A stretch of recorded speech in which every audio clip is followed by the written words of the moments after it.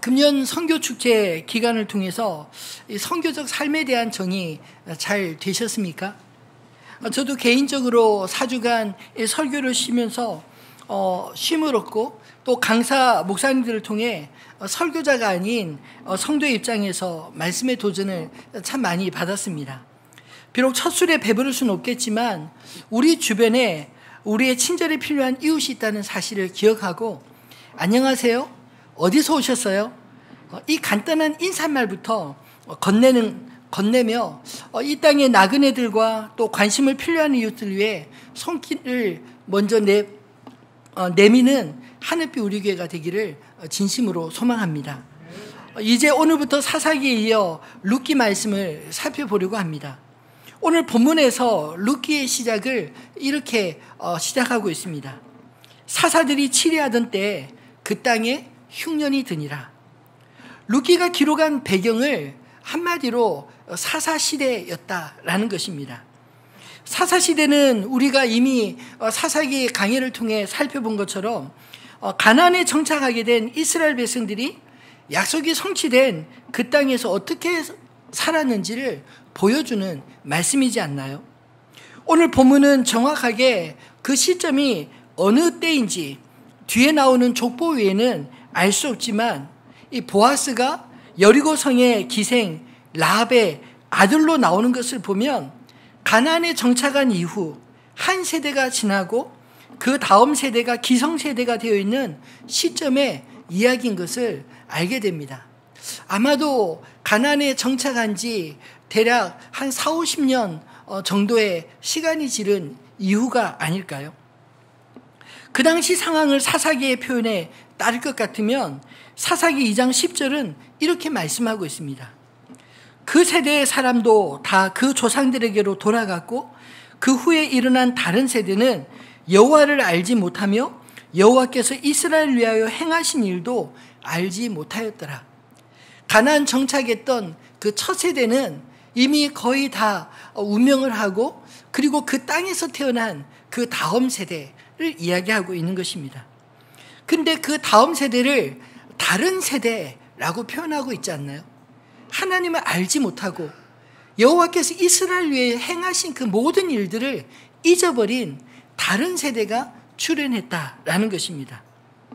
분명히 하나님의 권능으로 애굽에서 종살이하던 이스라엘 자손들이 출애굽하여 가나안 족속을 물리치고 정착한 그 땅, 약속의 땅이었지만 정작 신명기의 경고를 잊고 여호와를 알지 못하며 여호와께서 이스라엘 위에 행하신 일도 알지 못하는 다른 세대가 되어버린 그런 시대적 배경 속에 룻기가 기록되었습니다.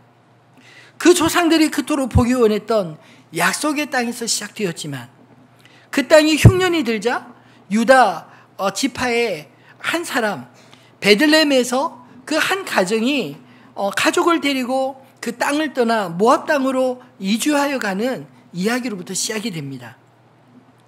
분명 하나님의 약속이 이스라엘 백성들에게 이루어져 애굽에서 종살이하던 이스라엘이 가나안 땅에 정착하게 되었지만 그 땅이 젖과 꿀이 흐르는 땅이 아니라 비가 내리지 않아 황폐한 땅이 되어버렸다면 그 땅에 정착한 사람들은 어떻게 해야 할까요? 만약 여러분이 만약 그 시대에 살아가고 있다면 어떻게 하시겠습니까? 하나님의 약속을 받았고 또 하나님이 함께 하신 그런 분명한 일들을 경험했음에도 불구하고 언젠가부터 그 일이 잘 되지 않는다면 아니 나만 잘 안 되는 게 아니라 요즘 우리가 겪고 있는 코로나와 또 우크라이나 전쟁 통해 모두가 어려운 이런 시기에 먹고 살기조차 어렵게 된 요즘과 같은 그런 시대에 하나님의 사람들은 어떻게 살아야 할까요? 하시던 일 다 접고 새로운 일을 시작하시겠습니까? 아니면 어려워도 참고 인내하며 견디시겠나요?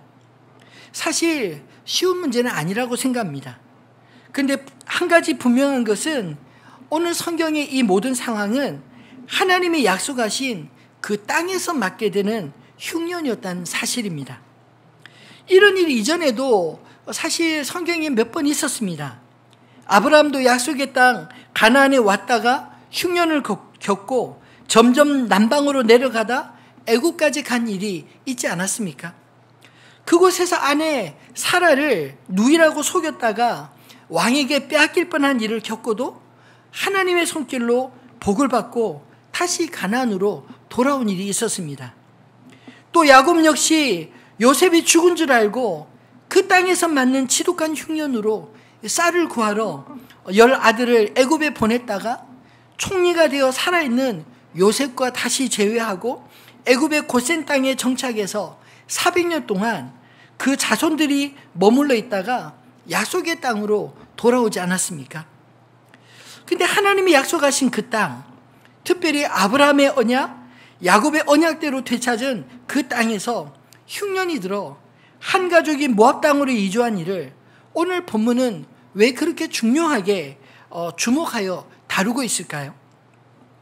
저는 두 가지 이유를 문득 생각해 보았습니다. 첫째는 언약의 땅을 떠나 새로운 삶을 계획했던 그 가정의 꿈이 박살난 이 사건을 통해서 언약의 백성들은 약속을 떠나서는 그 어떤 소망도 기대할 수 없다 하는 것을 말하고자 하는 게 아닐까요?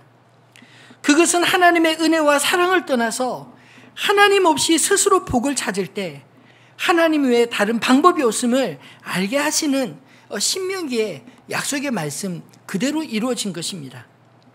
사실 가나안 땅, 특별히 그들이 떠난 이 베들레헴은 떡집이라는 이름을 가진 곳인데 그곳에서조차 먹을 떡을 구하지 못하게 되어 살던 고향을 등지게 되었다는 것은 그만큼 사사시대가 각기 자기 소견에 옳은 대로 행하여 하나님의 은혜를 벗어나 어려운 상황 가운데 처해 있었다. 이걸 말하고자 하는 게 아닐까요?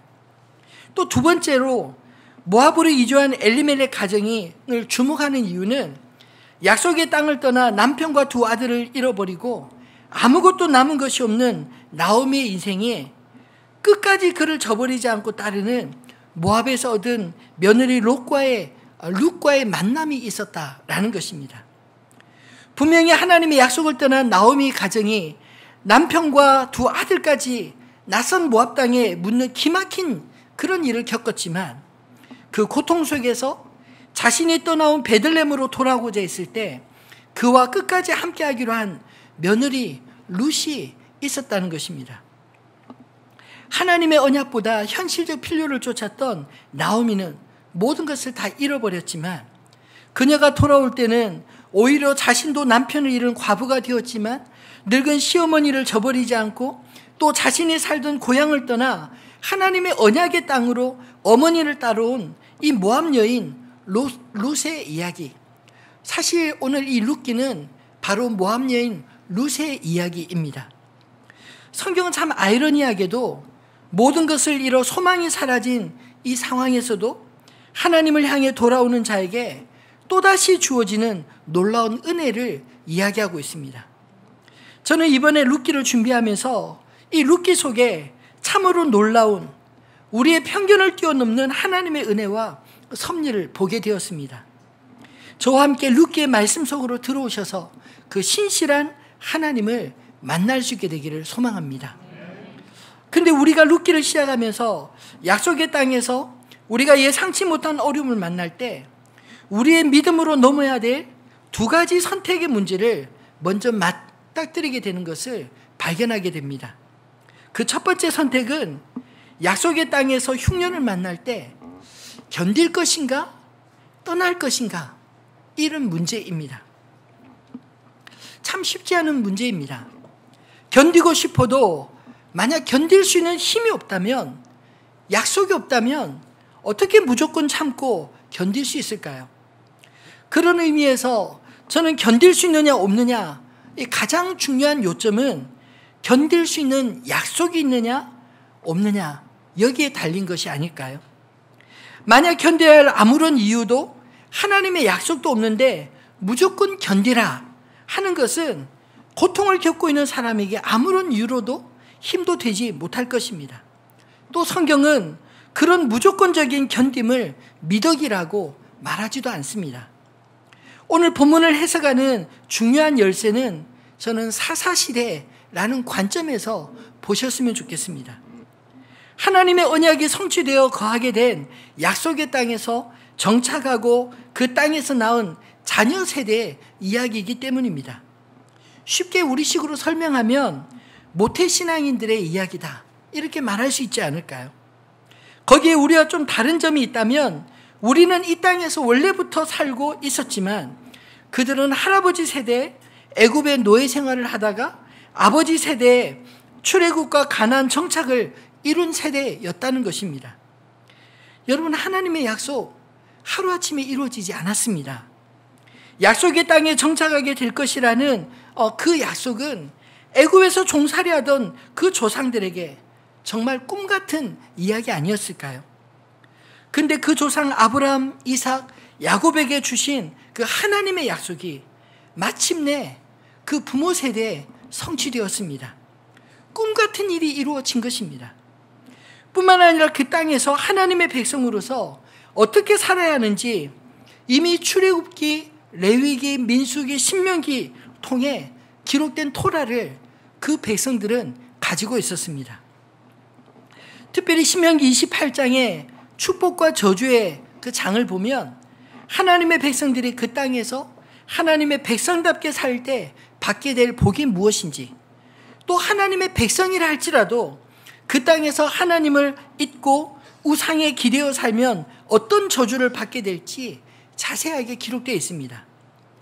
그러므로 사사시대의 흉년은 그냥 흉년이 아니라 이스라엘이 하나님을 떠나 자기 마음대로 살아가던 때에 하나님의 언약적 저주가 임하는 그런 상황이었습니다. 좀 더 쉽게 표현한다면 하나님의 백성들이 하나님을 떠나 자기 마음대로 살게 되니까 하나님이 그들로 그 언약을 깨닫고 돌이키도록 허락하신 시련이었다, 이렇게 말할 수 있지 않을까요? 그 시련은 돌아오라 하는 사인이지 떠나라 하는 사인이 아니었습니다. 하나님의 약속의 땅에서 만난 시련은 그들을 연단하고 굳건하게 세우기 위한 도구였지, 하나님이 그 언약을 취소하신 그런 상황이 아니라는 것입니다. 그런 시대적, 민족적 상황에서 약속의 땅에 정착했던 유다 지파의 한 가정이 그 땅의 흉년을 피해 베들레헴을 떠났다는 것입니다. 그 결과는 그 땅을 떠나 그들은 살 길을 찾아 미래를 꿈꾸었지만 오히려 그 가정에 죽음이 연이어 찾아오고 말았습니다. 하나님은 나의 왕이시다, 이런 이름의 뜻을 가진 그 가정의 가장 엘리멜렉이 모압 땅에서 먼저 죽음을 맞았고, 그래도 그 땅에서 정착해서 한번 잘 살아보려 했던, 그래서 모압 땅에서 장가 보냈던 두 아들 말론과 기럨 역시 차례로 그 땅에서 죽고 말았습니다. 불과 10년 동안 남편과 두 아들을 나오미가 잃은 것입니다. 룻기의 시작은 참담하게도 기쁨이라는 이름으로 불렸던 나오미에게 낯선 모압 땅에서 살아가는 가족들의 죽음을 겪고 자식도 없는 두 며느리와 함께 과부가 되는 그런 이야기를 시작하고 있는 것입니다. 근데 참 기가 막힌 것은요, 엘리멜렉과 나오미 가정의 두 자녀의 이름이 이스라엘식, 마치 그 아빠와 엄마의 이름을 지은 그 부모 세대와 다른 그런 가나안식의 이름이었다는 것입니다. 말로는 질병이라는 이름의 뜻을 가졌고요, 기럨은 파괴, 소멸이라는 이름의 뜻을 가졌습니다.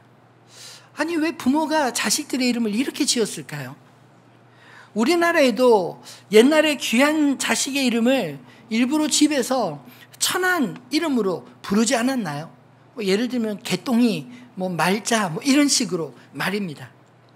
가나안도 그런 식의 이름을 붙였는데, 하나님은 나의 왕, 기쁨의 이름을 가진 이 가정이 왜 모압까지 갔는지 설명하는 또 하나의 보이지 않는 단서가 아닐까요?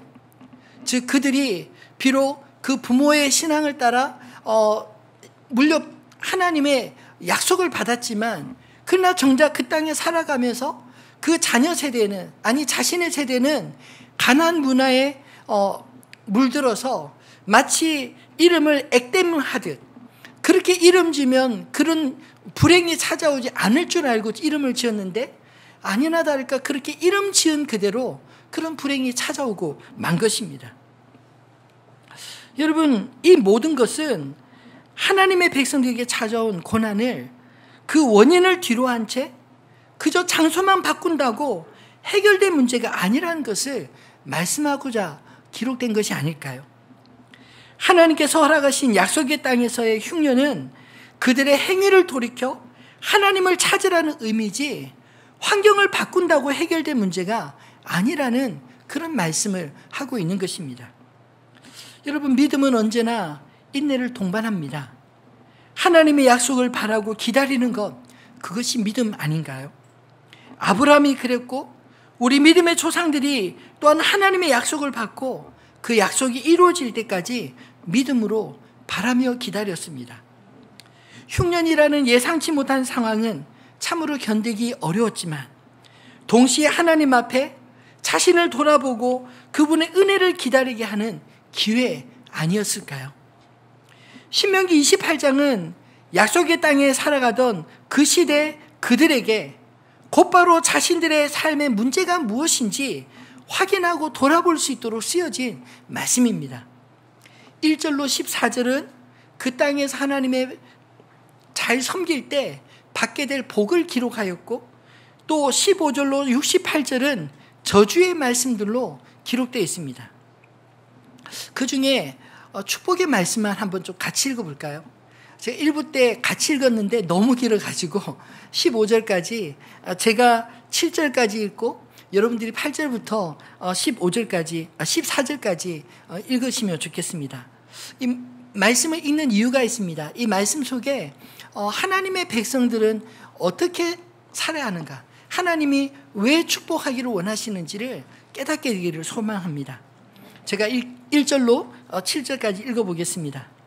내가 내 하나님 여호와의 말씀을 삼가 듣고 내가 오늘 내게 명령하는 그의 명령을, 모든 명령을 지켜 행하면 내 하나님 여호와께서 너를 세계 모든 민족 위에 뛰어나게 하실 것이라. 내가 내 하나님 여호와의 말씀을 청종하면 이 모든 복이 내게 임하며 내게 이르리니 성읍에서도 복을 받고 들에서도 복을 받을 것이며 내 몸의 자녀와 내 토지의 소산과 내 짐승의 새끼와 소와 양의 새끼가 복을 받을 것이며 내 광주리와 떡 반죽 그릇이 복을 받을 것이며 내가 들어와도 복을 받고 나가도 복을 받을 것이니라. 여호와께서 너를 대적하기 위해 일어난 적군들을 내 앞에서 패하게 하시리라. 그들이 한 길로 너를 치러 들어왔으나 내 앞에서 7길로 도망하리라. 8절부터 읽겠습니다. 여호와께서 명령하사 내 창고와 내 손으로 하는 모든 일에 복을 내리시고 내 하나님 여호와께서 내게 주시는 땅에서 내게 복을 주실 것이며 여호와께서 내게 명령하신 대로 너를 세워 자기의 성민이 되게 하시리니 이는 내가 내 하나님 여호와의 명령을 지켜 그 길로 행할 것임이니라.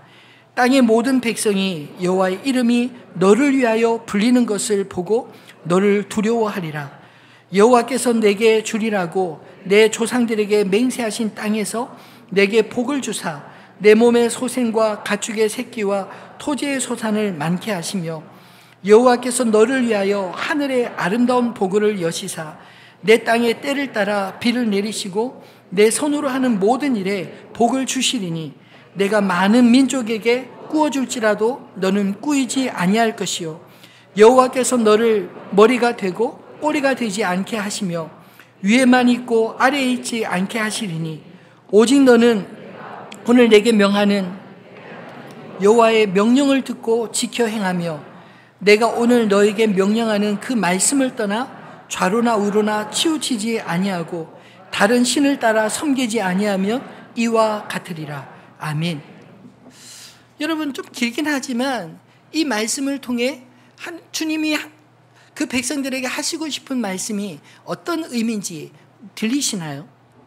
하나님의 계획은 하나님의 백성들이 언약을 잘 지켜 이와 같이 세계 모든 민족 가운데 복이 되게 하시고 그들을 통하여 하나님의 이름이 드러나고 영광을 나타내기 위함이었습니다. 그러나 반대로 그들이 하나님의 말씀에 순종하지 아니하면 어떻게 되는지 뒤이어 나오는 저주는 15절로 68절까지 무려 53절까지나 됩니다.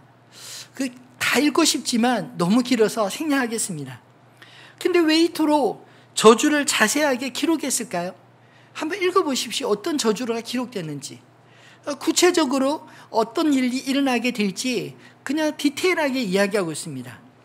왜 이렇게 자세히 말씀하셨냐면, 문제가 생길 때 왜 우리에게 이런 일이 생겼는지 정확하게 알 수 있도록 기록으로 남겨 그들이 돌아보도록, 우리 자신의 인생에 왜 이런 일이 생겼는지 돌아보고 하나님 앞에 돌이키도록 하시기 위함 아니겠습니까?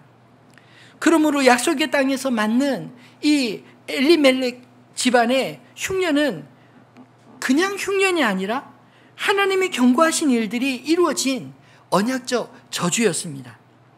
그 상황에서 하나님의 백성들은 그 땅을 떠나서 평강을 누릴 수 있는 게 아니라 오히려 하나님의 얼굴을 구하며 자신을 돌아보고 하나님의 일하심을 기다리고 견뎌야 했던 것입니다. 우리가 사사기에서 계속 반복되는 패턴 알고 있지 않습니까? 그 백성들이 하나님을 떠나면 이방의 침략을 받고 하나님 앞에 부르짖으면 하나님이 사사를 세워 그들을 구원하시고 그 사사가 통치하는 동안 그 땅에 평화가 임하였다. 이 이야기들이 계속 반복되지 않습니까? 오늘 이 룻기의 상황은 바로 그 전 단계인 것입니다. 하나님을 떠나서 그 백성들이 겪게 된 공고의 상황, 그 속에 하나님의 백성들이라면 그 땅에서 하나님 앞에 부르짖고 그리고 하나님의 얼굴을 구해야 했던 게 아니었을까요? 여러분, 우리의 삶에도 하나님의 약속을 등지고 살아갈 때 찾아오는 시련들이 있다면 회피하지 마시고 말씀을 읽으며 무엇이 잘못되었는지 찾고 돌이켜 오히려 여호와의 얼굴을 구하는 저와 여러분 되기를 주님의 이름으로 축원합니다. 두 번째 선택은 약속의 땅에서 흉년을 만날 때 우리의 필요를 따라 살 것인가? 아니면 하나님을 믿는 믿음을 따라 살 것인가? 이것을 선택해야 합니다. 흉년이 들어 먹을 것이 귀해지면 당연히 먹을 것을 찾아다니지 않겠습니까? 이런 경제활동을 성경에 정죄하거나 저는 책망하는 것은 아니라고 생각합니다. 오히려 성경은 그 모든 결정의 동기가 무엇이었느냐, 이 사실을 묻고 계십니다. 예수님은 마태복음 6장에서 우리가 염려하는 경제적 문제에 대해 이렇게 말씀하셨습니다. 이 말씀도 좀 깁니다. 근데 좀 읽어야 될 것 같습니다. 제가 19절부터 34절 중에 26절까지 읽고 또 27절부터는 여러분들이 같이 읽어주시면 좋겠습니다. 너희를 위하여 보물을 땅에 쌓아두지 말라. 거기는 좀과 동록이 해하며 도둑이 구멍을 뚫고 도둑질하느니라. 오직 너희를 위하여 보물을 하늘에 쌓아두라.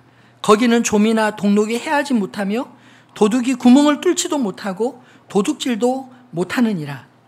내 보물이 있는 그곳에는 내 마음도 있느니라. 눈은 몸의 등불이니 그러므로 내 눈이 성하면 온몸이 밝을 것이요 눈이 나쁘면 온몸이 어두울 것이니 그러므로 내게 있는 빛이 어두우면 그 어두움이 얼마나 더하겠느냐. 한 사람이 두 주인을 섬기지 못할 것이니 혹 이를 미워하고 저를 사랑하거나 혹 이를 중히 여기고 저를 경히 여김이라. 너희가 하나님과 재물을 겸하여 섬기지 못하느니라. 그러므로 내가 너희에게 이르노니 목숨을 위하여 무엇을 먹을까 무엇을 마실까 몸을 위하여 무엇을 입을까 염려하지 말라. 목숨이 음식보다 중하지 아니하며 몸이 의복보다 중하지 아니하냐. 공중의 새를 보라. 심지도 않고 거두지도 않고 창고에 모아들이지도 아니하되 너희 하늘 아버지께서 기르시나니 너희는 이것들보다 귀하지 아니하냐. 27절부터 읽겠습니다. 너희 중에 누가 염려함으로 그 키를 한 자라도 더할 수 있겠느냐. 또 너희가 어찌 의복을 위하여 염려하느냐. 들의 백합화가 어떻게 자라는가 생각하여 보라. 수고도 아니하고 길쌈도 아니하느니라. 그러나 내가 너에게 말하노니 솔로몬의 모든 영광으로도 입은 것이 이 꽃 하나만 갖지 못하였느니라. 오늘 있다가 내일 아궁이에 던져지는 들풀도 하나님이 이렇게 입히시거든 하물며 너일까 보냐. 믿음이 적은 자들아. 그러므로 염려하여 이르기를 무엇을 먹을까 무엇을 마실까 무엇을 입을까 하지 말라. 이는 다 이방인들이 구하는 것이라. 너희 하늘 아버지께서 이 모든 것이 너에게 있어야 할 줄을 아시느니라. 그런즉 너희는 먼저 그의 나라와 그의 의를 구하라. 그리하면 이 모든 것을 너에게 더하시리라. 그러므로 내일 일을 위하여 염려하지 말라. 내일 일은 내일이 염려할 것이요 한날의 괴로움은 그날로 족하니라. 아멘. 여러분, 이 말씀이 들리시나요? 무슨 말씀입니까? 나는 무엇을 위해 사는 존재인가? 이 사실을 잊지 말라는 말씀입니다. 우리는 단지 먹고 마시는 것을 위해 사는 존재가 아니라 하나님의 존귀한 자녀이기에 하나님이 우리의 필요를 아시고 채우시는 것을 믿고 오히려 먹고 마시는 것을 위해 살지 말고 먼저 하나님 아버지의 그 나라와 의를 구하며 살라, 이렇게 말씀하고 있습니다. 그리하면 이 모든 것이 너에게 더하시리라. 하나님의 자녀들, 하나님의 백성들은 하나님이 책임지신다, 이런 약속의 말씀 아닌가요? 저는 이 말씀을 믿습니다. 우리는 양식을 위해 사는 자들이 아니라 하나님과 그분의 영광을 위해 지음받은 존재이므로 그의 나라와 의를 구하며 살아갈 때 하나님이 우리의 필요를 반드시 채우실 줄 믿습니다. 여러분, 이 말은 우리는 우리가 필요라는 그 어떤 것보다 더 존귀한 자이다, 그렇게 존귀한 자로 지음받았다, 이것을 의미하는 말씀입니다. 예를 들어서 우리에게 가장 소중한 것이 무엇인가요? 여러분, 집이 필요하십니까? 여러분, 아무리 의리의리하고 좋은 집이라 할지라도요, 그 집이 우리보다 존귀한 게 아니라 우리가 더 그 집보다 존귀한 존재입니다. 믿습니까? 여러분, 차를 타고 다니는데 아무리 비싼 차, 좋은 차라 할지라도 그 차가 더 존귀한 게 아니라 그 차를 운전하는 우리가 더 존귀한 자입니다. 그러므로 우리의 삶의 순서가 바뀌면 안 된다는 것입니다. 여러분, 집을 위해서 사는 자가 아니라, 차를 위해서 사는 자가 아니라, 내가 얻고 싶은 그 어떤 것을 얻기 위해 발부둥치며 살아가는 인생이 아니라, 우리는 우리를 지으신, 존귀하게 지으신 하나님의 나라와 그분의 영광을 위해 살아갈 때 우리에게 필요한 것들 하나님이 아시고 하나님이 채우신다, 이것을 말씀하는 게 아닐까요? 신명기 8장 3절 말씀에 보면 또 이렇게 말씀합니다.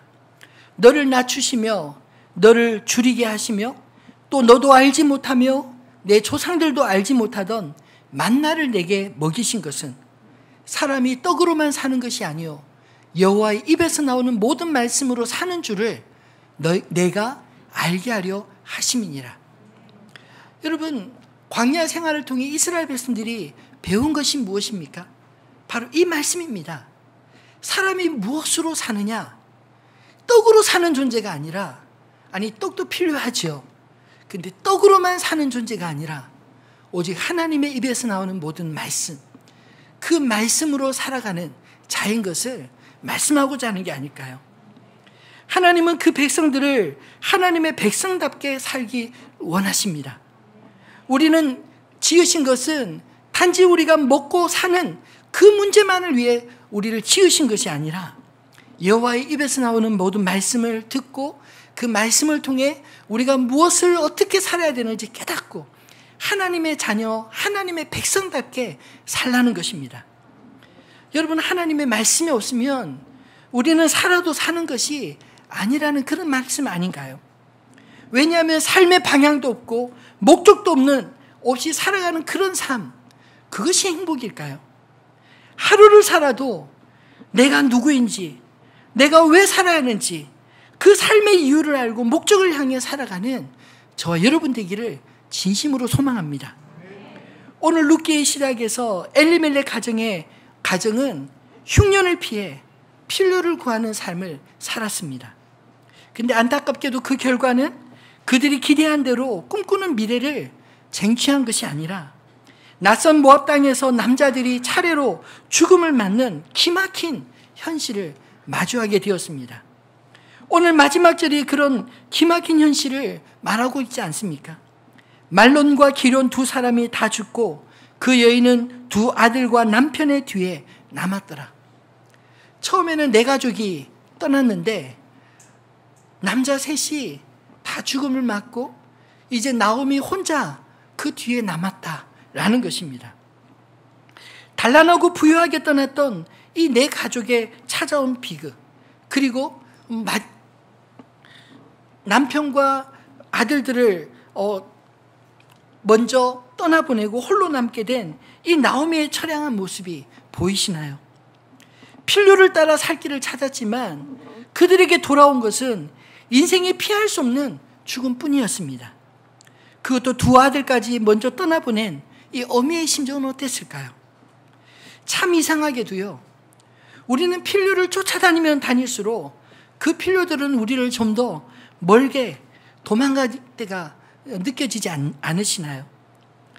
그래서 하나님의 백성들은 우리의 필요들, 무엇을 먹을까, 마실까, 입을까의 필요가 아니라 하나님을 찾을 때, 하나님의 얼굴을 구할 때 하나님이 이 모든 것을 더하여 우리의 필요를 채우시는 분임을 경험하는, 그런 믿음을 경험하는 사람들인 것입니다.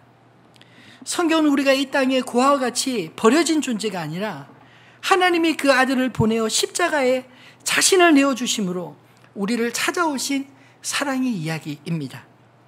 그 하나님을 만날 때 우리 인생은 비로소 의미를 찾게 되는 것입니다.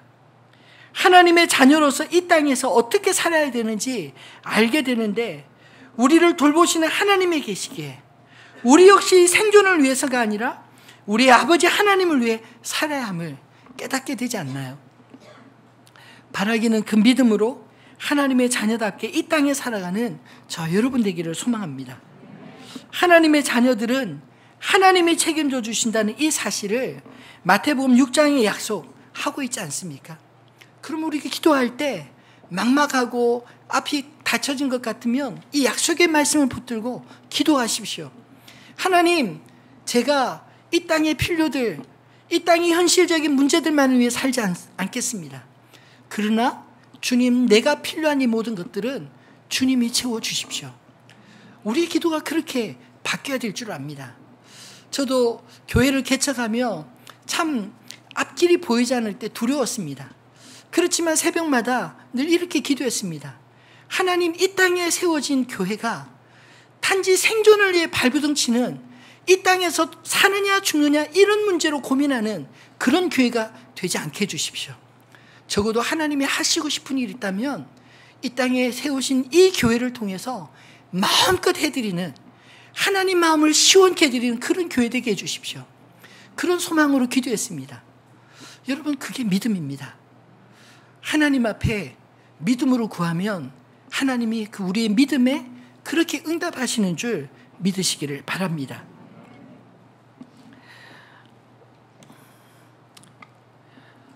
말씀을 맺겠습니다. 오늘 본문은 참 서글프고 소망 없는 이야기로 시작이 되지만, 여러분, 오늘 이 말씀을 주목할 때 룻기의 이 말씀은 시작일 뿐 끝이 아님을 기억하시기 바랍니다. 비록 약속의 땅을 떠나 절망의 끝에 서 있는 것 같은 나오미지만, 오늘 본문은 죽음과 죽음으로 이어지지만, 그러나 룻기의 마지막은 생명이 태어나고 이어지는 족보의 이야기로 끝납니다. 이것은 하나님의 역사는 비록 연단과 고통 속에서도 하나님을 믿는 자들을 통해 그 생명이 이어진다, 이것을 말씀하고자 하는 게 아닐까요? 이 나오미는 홀로 남은 것 같았지만 그녀에게는 그녀가 미처 깨닫지 못한 보배가 남아 있었습니다. 그 보배는 다름 아닌 모압에서 만난 둘째 며느리 룻이었습니다. 오늘 본문에는 나오미 가정의 불행이 너무 크게 보이고, 또 젊은 나이에 기련의 아내가 되어 자식 없이 죽은 이 청산 과부가 된 룻의 처지조차 너무 딱해 보이지만, 오늘 본문은 바로 이런 불행 속에서 피어난 아름다운 이야기를, 이 젊은 과부 룻의 이야기로부터 이어지고 있다는 것입니다. 사살들이 다스리는 시대, 약속의 땅에서 하나님의 백성들이 하나님을 떠난 이야기가 주로 다루어지는 이 사사시대에 하나님의 백성이 아닌 이방 여인으로서 아무런 소망도 없는 늙은 시어머니를 봉양하기 위해서 하나님의 언약의 땅으로 돌아온 이 룻은 마치 아브라함의 믿음과 비교될 만한 사람 아닐까요? 룻의 입장에서는 이 시어머니를 따라온다는 것은 자기 고향과 친척, 그가 자라왔던 그 모든 환경을, 익숙한 모든 환경을 버리고 하나님의 약속을 따라 나선 아브라함과 같은 믿음의 선택을 하였기 때문입니다. 실제로 룻은 아브라함과 다윗을 연결하는 다윗의 증조 할머니가 되었습니다. 여러분 참 신기하지 않나요? 남편도 아들들도 다 잃고 이제 가문의 대가 끊길 뻔한 나오미에게 룻을 만난 것은 어쩌면 그의 가정이 모압으로 왔기 때문에 또 가능했던 일 아니었을까요? 약속의 땅을 떠나와 모든 것을 잃었던 나오미는 마치 탕자와 같은 마음으로 이제 다시 약속의 땅으로 돌아왔는데 그의 며느리 룻이 함께함으로 끊어질 것 같았던 그 약속이 그의 가정에 다시 이어지는 기막힌 스토리가 오늘부터 우리가 살펴보게 될 바로 이 룻기의 이야기입니다. 하나님 편에서 여러분 우리 인생은 끝날 때까지 끝난 것 아니라는 그 사실을 기억하시기 바랍니다.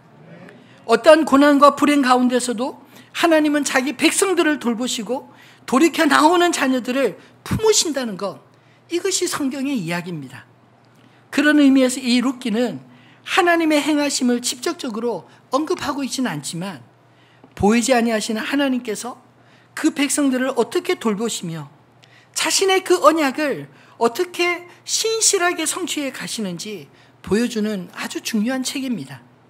저와 여러분 모두가 이 룻기를 통해 우리를 돌보시는 인자하신 하나님, 헬세대의 하나님을 만나는 그런 은혜가 있기를 주님의 이름으로 축원합니다.